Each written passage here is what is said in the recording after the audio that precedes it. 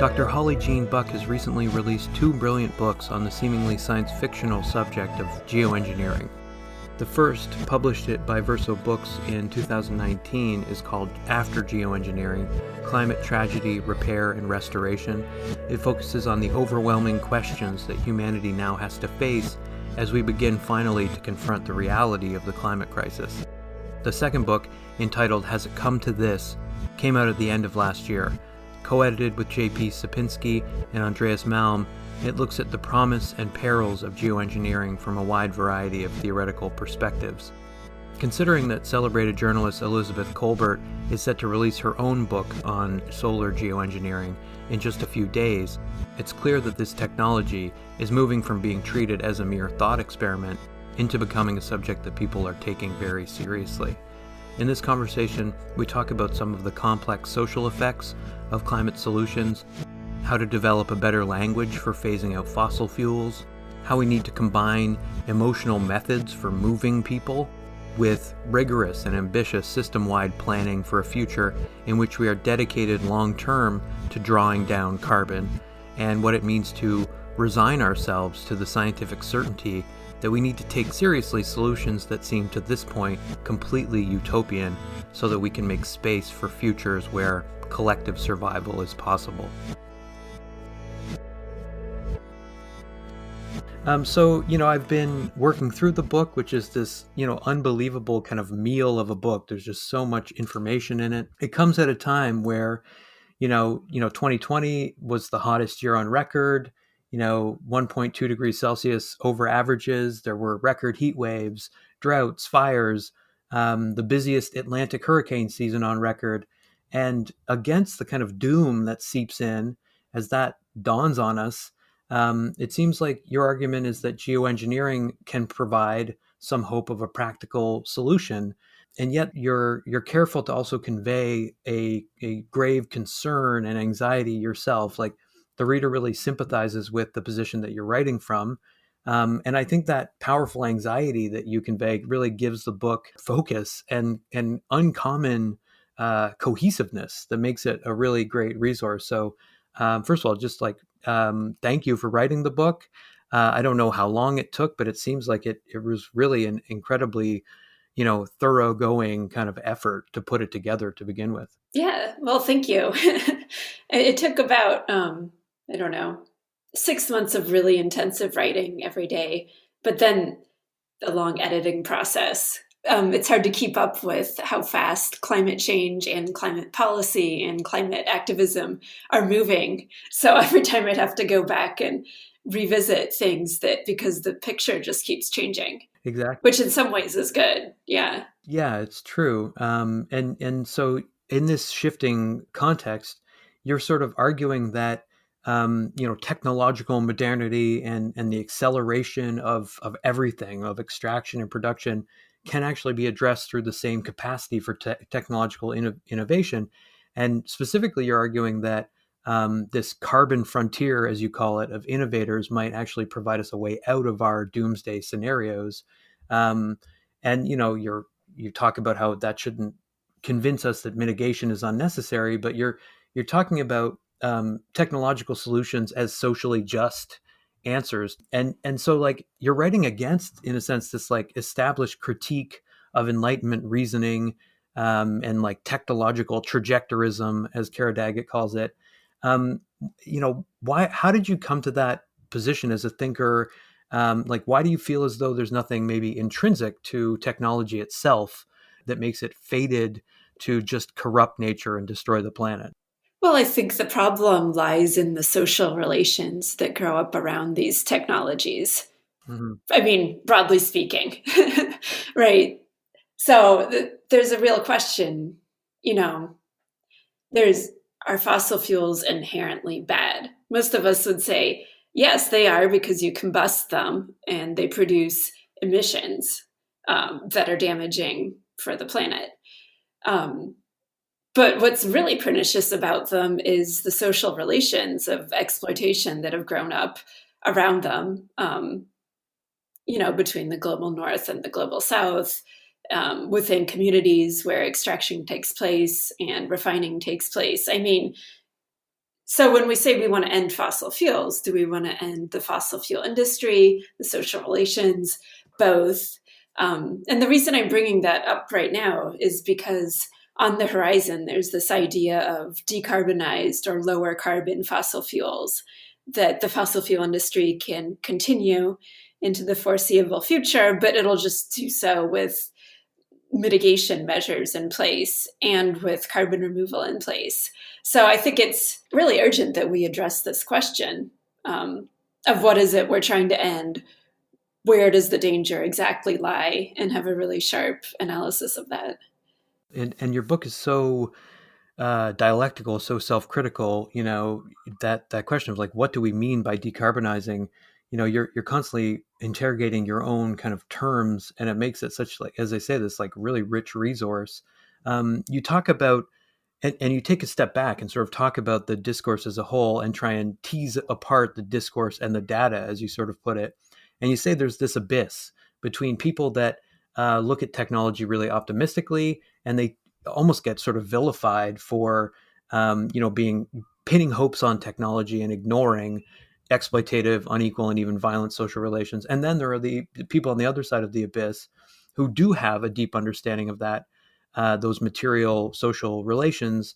But what you want to suggest is that these ritual rejections of the other side aren't allowing us to really address the problem. That you say, in fact, there might be a hybrid position, and so I think like that's really useful. It's not about a kind of necessarily, I guess, bipartisanism, which is a bit of a co-opted, almost like it feels like increasingly empty sort of term.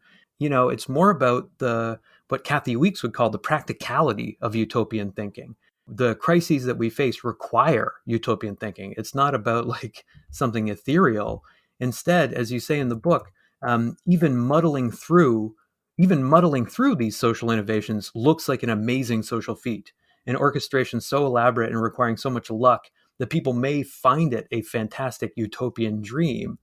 What you're doing too is sort of like saying that there are multiple utopias in a sense. There's a kind of pragmatic utopia, and then there's a kind of utopia that is I think you'd use the term biophilic, like just in love with nature.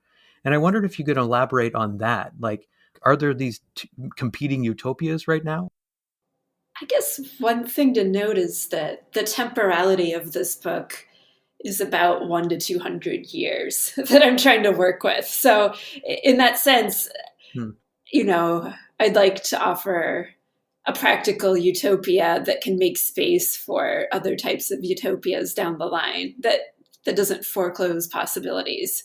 And by foreclosing possibilities, I mean once a species has gone extinct, that's it, right? So we need to do things now to make space for various futures later on. Hmm. Yeah, and it's really useful because you are engaging with these hard limits and this kind of, the real materialism of, these things that we do tend to kind of like as human beings like almost deify, right? You clearly, are a little bit restless about that sort of idea of, for example, the forest. You ask the question, what exactly is a forest? Which I think is, not a question people are asking necessarily. You talk about how forests tend to be looked at as key carbon sinks, but that's actually also this discourse that's a little bit skewed. Like you give this incredible fact around the actual amount of carbon dioxide that forests sequester, that in order to sequester 1 gigaton of carbon dioxide, you would have to afforest 70 to 90 million hectares, or a land area about twice the size of California. And so, I mean, this idea of contextualizing our concentration on forests as one sort of emblematic or exemplary space is useful critically, I think, because for example, when the Amazon wildfires are raging, there is this global fixation on the tragedy of that particular ecosystem dying, but it's contextualized within the climate crisis in ways that aren't exactly accurate. Like wetlands, for example, are more important. You talk about the crazy rate of decline within wetlands. That's not necessarily something we're reading about every day. Is it just that it's less spectacular, do you think? That's a good question. I mean, yes, I mean, often, right? We're not always focusing on the big picture. We're focusing on some shiny part of it that's mediagenic. Um, and so, the imagination of the Amazon is probably more mediagenic than the imagination of a wetland. I think, too, what I want to do with thinking about these natural climate solutions and everything in the book is bring back in the social relations, too. So, is an afforestation scheme going to kick people off their land? Is it going to involve plantation labor? Or is it going to be an agroforestry project that might be beneficial to food security? I mean, there's all these questions that we need to have in there, and it's overwhelming, frankly. Yeah. And you talk about how, like at one point in the book, you flat out say it's exhausting to think about all these entrenched power interests. And I was thinking about that in relationship to an article that you put out recently, a co-authored article on pandemic politics and how this relates to the level of coordination that's needed to actually accomplish geoengineering, which is like such a powerful theme in the book. In your pandemic politics article, though, you kind of reflect with these other authors on the diverse responses to the coronavirus pandemic in different countries. And I want to ask you about that in relationship to our lack of, as you put it, a big picture perspective, and how we can't really necessarily think about like these globally interconnected social relationships that we have.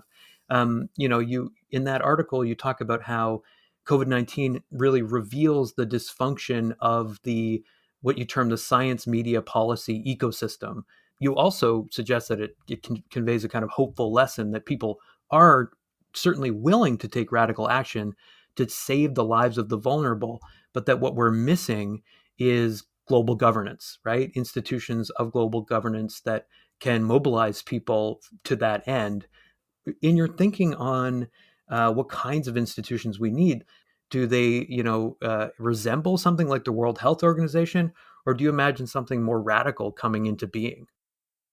Yeah, there's a lot to talk about there. I don't want to go too deep into our failed COVID response because that would take quite a long time. But Mhm. one of the lessons there is about what happens when you have a narrow set of experts that are focusing on one particular metric, right? So a lot of the policy has been optimizing around lowering cases or on R naught or even on hospitalization, which is a better metric.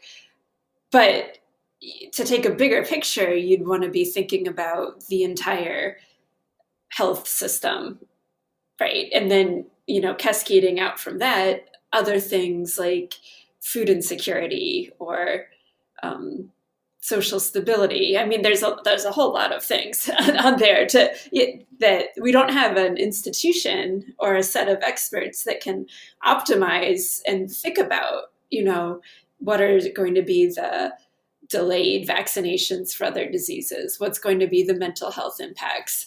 And so people read that, in the initial stages of debate as a health versus the economy type of thing. And a lot of the public polling around support for various measures was framed around, economy versus COVID.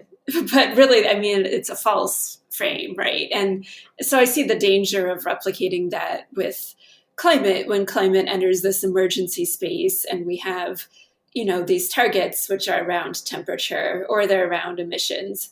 And you have a narrow set of experts that are kind of privileged as the experts we need guiding this. But really, what you need is a coalition of people from all these different fields. In the case of climate science, but also, everything from psychology to engineering, infrastructure, urban planning, whatever, right? The whole range to design a response that's sensitive to all these different parameters.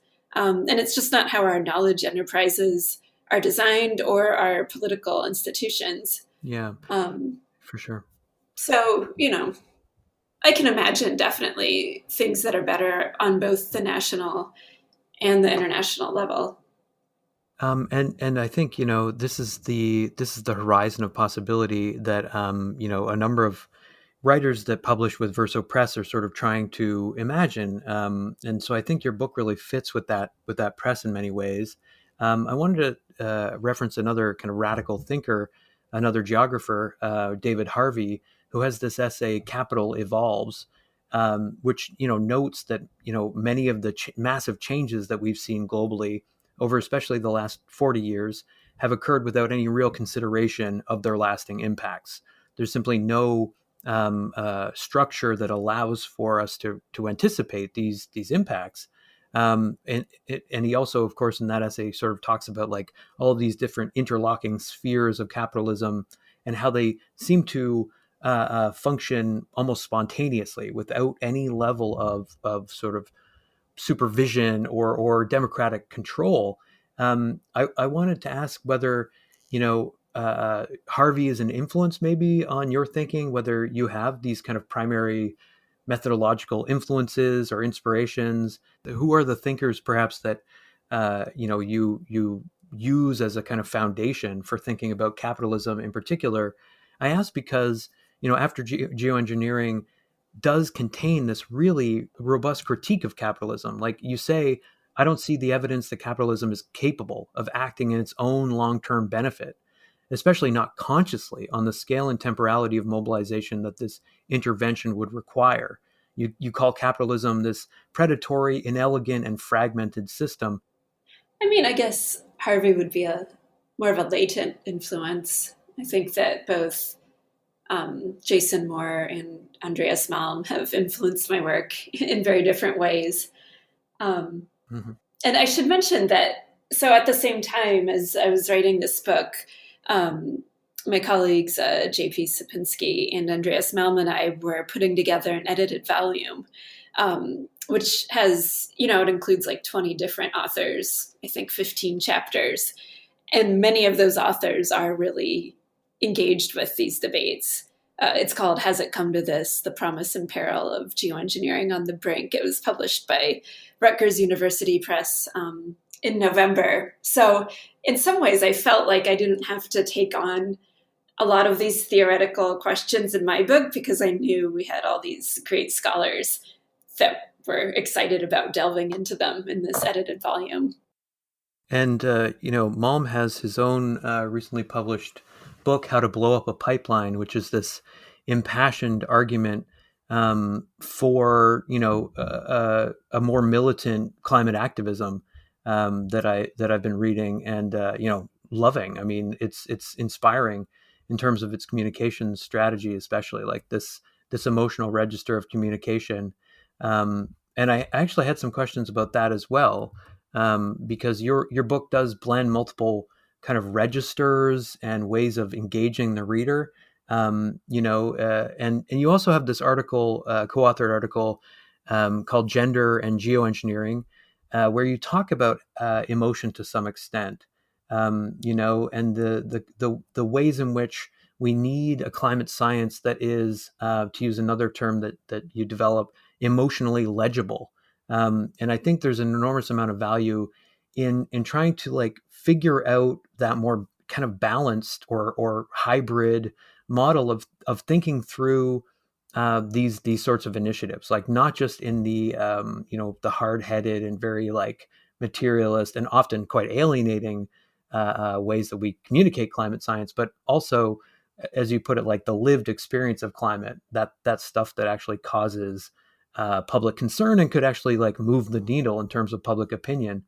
Where's your thinking at in terms of like the level of emotion that is, expedient, that's strategically like worthwhile when it comes to trying to like communicate these ideas? I mean, you've published a number of academic articles that do deal in a certain kind of like technical language, but at the same time, as I say, like balancing it with these more kind of like emotionally laden critiques of the system.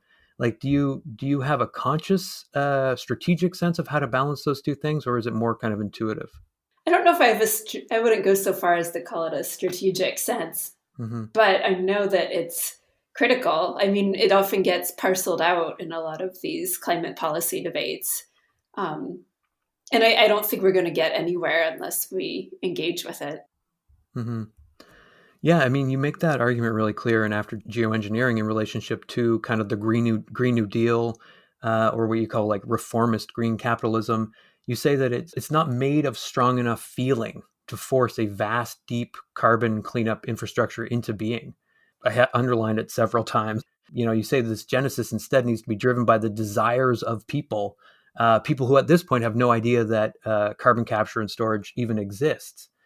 So how, the question is clearly like, how do you create a language that really resonates with people, that kind of breaks through these blockages that see, like this is being somehow just the realm of science or just the realm of academics. And I think we can think about this in relationship to COVID-19. I mean, it's an unprecedented pandemic that then now gives everyone on the globe a common frame of reference in some sense, like a way of thinking through shared vulnerability in ways that like just were not available before. Your book begins with this question of like whether we've reached the shift, and how do we know when we've reached that kind of critical moment in the climate crisis. We're still waiting for that moment, as it were.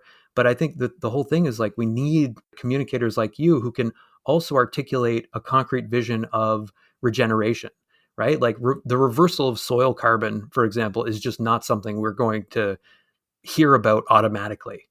Why do you think we exclusively hear the bad news? Like, is it that there's so much more of it, or is it that there's a kind of media bias almost toward doom, toward what you term extreme climate suffering? And how do we counteract it? Yeah, I mean, I think that there's a media bias since a long time, but now it's also an algorithmic bias, right? So that's Hmm. both more challenging and maybe more addressable in some ways. Yeah, maybe. Yeah. And you talk about a kind of algorithmic literacy as one of these key things that we need to maybe develop. I think also like increasing, maybe you talk about the need to increase this kind of demand for open source knowledge, and how capitalism again is not really bent on like innovation. It tends to thwart innovation in favor of like enclosing knowledge, sequestering knowledge. This is something that I've been thinking about in relationship to just material questions about how to make this technology like cheaper, more available, right? Like if you make it open source, don't you also make it cheaper over time? Like if it's not commodified and copyrighted in by corporations, doesn't that free up the flow of knowledge? Like, and how do we kind of like make that connection clear for people that the how expensive renewable energy is actually related to how enclosed the knowledge around like algorithms, information, this kind of data driven science also is. Like that seems to be also a kind of theme in your book. Well, I think that what we need is there's a broader movement here about transparency of data. We've Hmm. seen that in the so-called techlash. We've seen that in relationship to COVID. I mean, there's now a demand for, at a minimum, transparent and open data. Going beyond that, actually people having ownership over their data, running the internet like a public utility. I mean, you could go pretty far with some of the demands, but what I'm hoping is that that sensibility will also have a feedback loop with how we're thinking about decarbonization, and some of those demands will, transfer and build on each other. Hmm. Yeah, I kind of wanted to maybe shift gears to some extent, and talk about consumption as this kind of like this kind of salvation somehow, like the idea of behavioral change, of like trying to inspire more ethical consumerism. You're deeply dialectical about consumption as an act that does imply this kind of network. And you don't really place a lot of hope in just behavioral change. There's this incredible moment in After Geoengineering where you talk about, a strategy of mitigation where, like the global demand for meat stops rising and then decreases, and, trying to bet on the this aspect of the Green New Deal in some sense, that people are going to accept, reduced air travel or, lack of hamburgers or whatever it may be, You say like, I don't know anyone that would actually place a bet on that specific strategy of mitigation. I've heard you also relate this to like the plastics industry. Do you think that there is a moment where this kind of sustainability model of ethical consumerism begins to like break down, and public opinion starts to really shift toward more, like basically a more radical way of imagining healing the planet? There are these kind of symbols, clearly, like recycling, these symbols of sustainability that in some sense limit our imagination. Do we need an alternative set of symbols, a different language for, marketing a more complex idea like regeneration here? Well, I think the idea we need to develop a better language for is around phase out. Hmm. And so, you could also call that managed decline, which I wouldn't recommend because Hmm. management sounds boring and decline sounds grim. So if you package them together, that's like doubly bad. But, the idea that a society could choose to stop producing certain things, whether that's coal, single use plastics, tobacco, pesticides, whatever, and ramp down and exit from that activity and that form of production. To be able to see that as actually a win, as an affirmative thing, and not as a threat or a loss or, Yeah. a form of decline, right? I mean, so that's kind of the cultural work we have ahead. Yeah. And at the level of culture, like I see so much of the kind of so-called energy humanities trying to understand the place of oil, fossil fuels in our consciousness at the cultural level.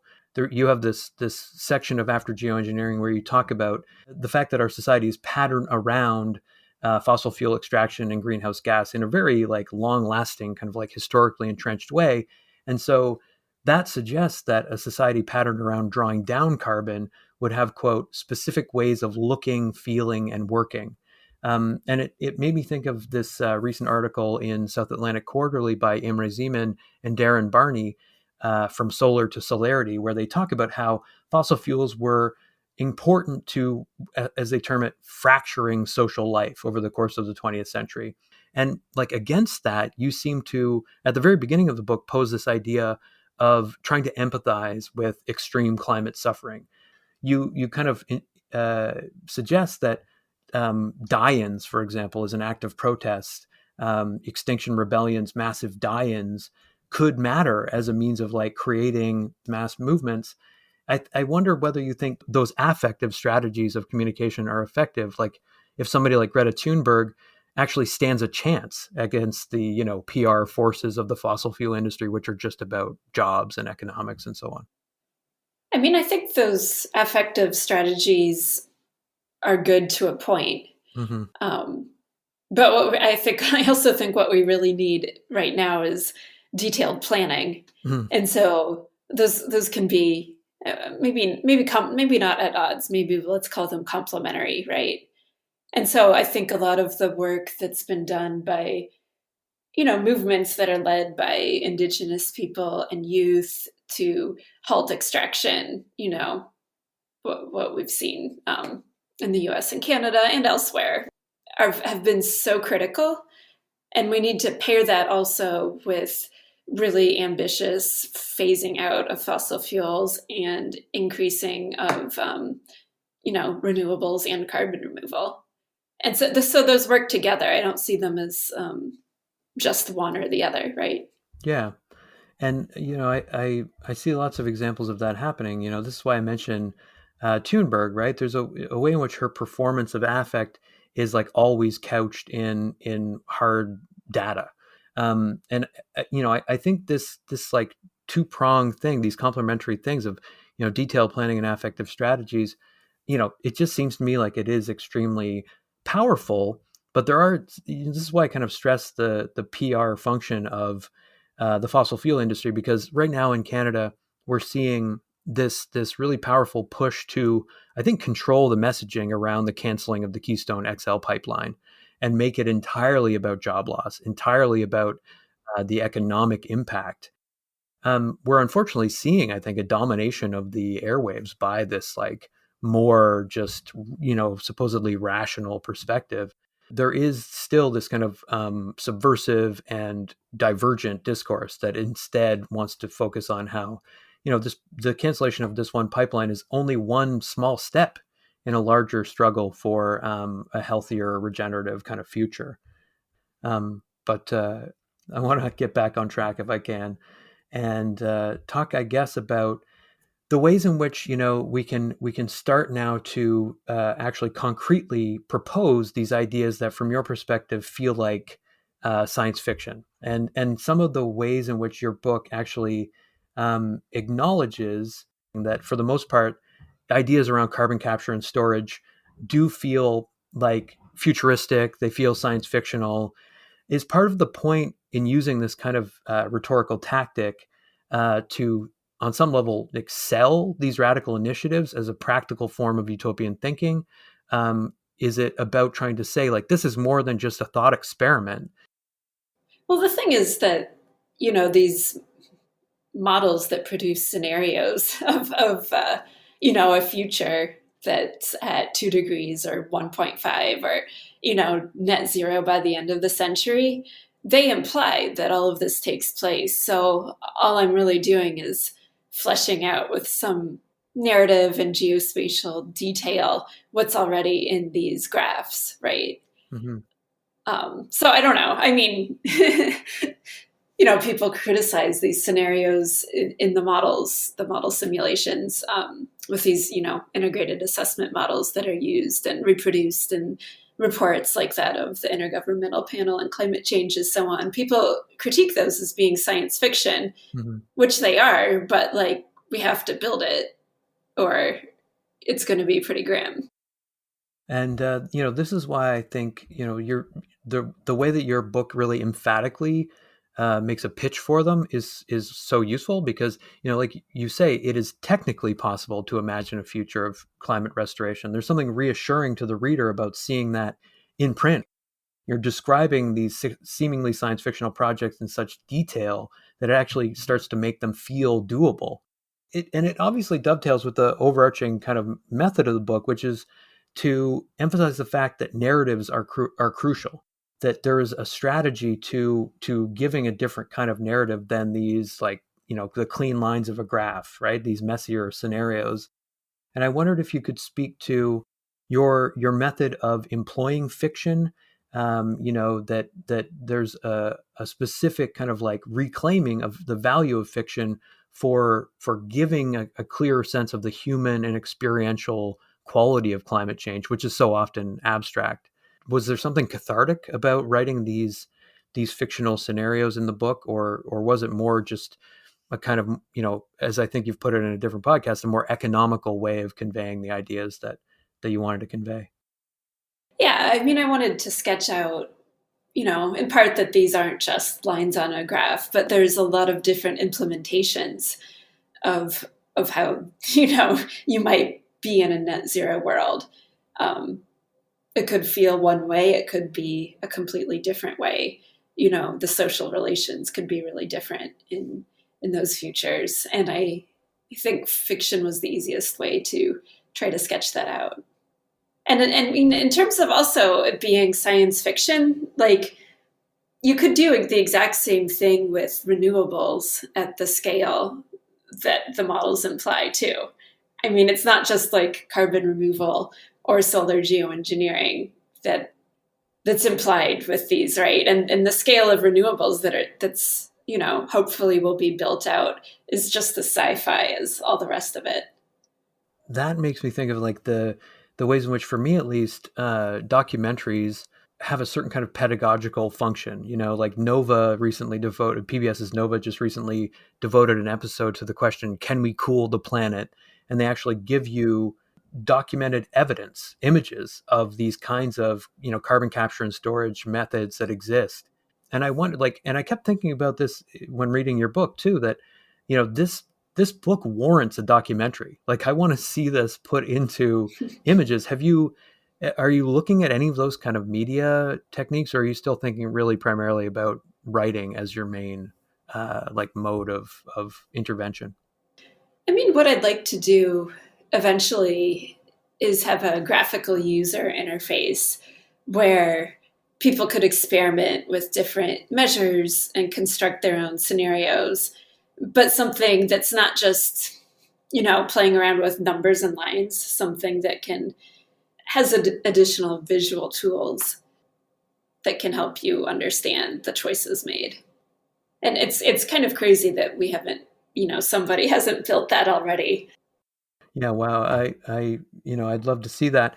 And I'm actually speaking with Anna Singh next week for this podcast, and she's been involved in this really interesting collaborative project called Feral Atlas that is, in a sense, this kind of online graphical user interface that's mostly trying to look at material examples of spaces where life emerges in basically like zones of anthropogenic damage, and seeing forms of adaptation where you're seeing the non-human world attempt to survive in spite of us, and to kind of gesture to some of the intersections that I see between your work and other people's work.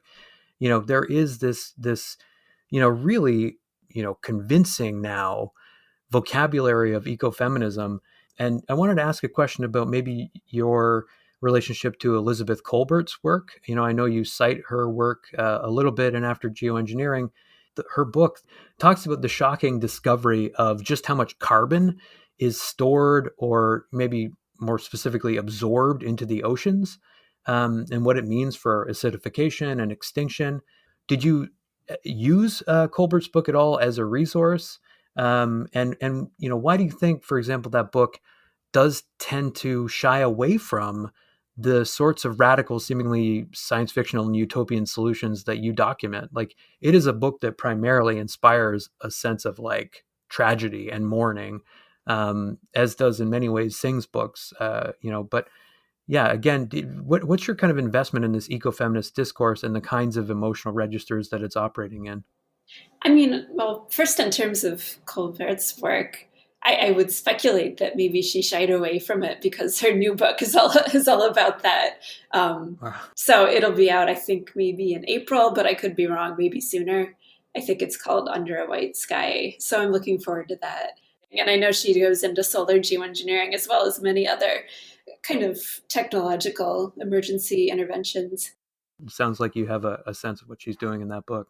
I mean, no, I'm just guessing maybe she wrote a great long form piece on carbon removal, probably a year or two now. So it's probably been in the works for some time. Um, Right. So yeah, I mean, it's interesting that there is now this kind of growing consciousness of the possible tools that are available to us to alleviate, as you say, this extreme climate suffering. And the book, I won't keep you too much longer. Thanks for making this time to talk to me. I really appreciate it. But I wanted to, I guess, end by asking you about your current, I guess, your attitude toward your kind of your sense of climate justice groups, right? The book begins with a sense that there is a kind of gap between the demand for drawdown within climate justice groups and the actual scale of industrial activity that's required to accomplish it. There's still this, I think you perceive at the beginning of the book, a kind of aversion to industry and a rejection of that kind of enlightenment rationality and this kind of, this hyper capitalist kind of acceleration of extraction within climate justice groups. But then by the conclusion, you do seem to register like a shift in the consciousness of these groups.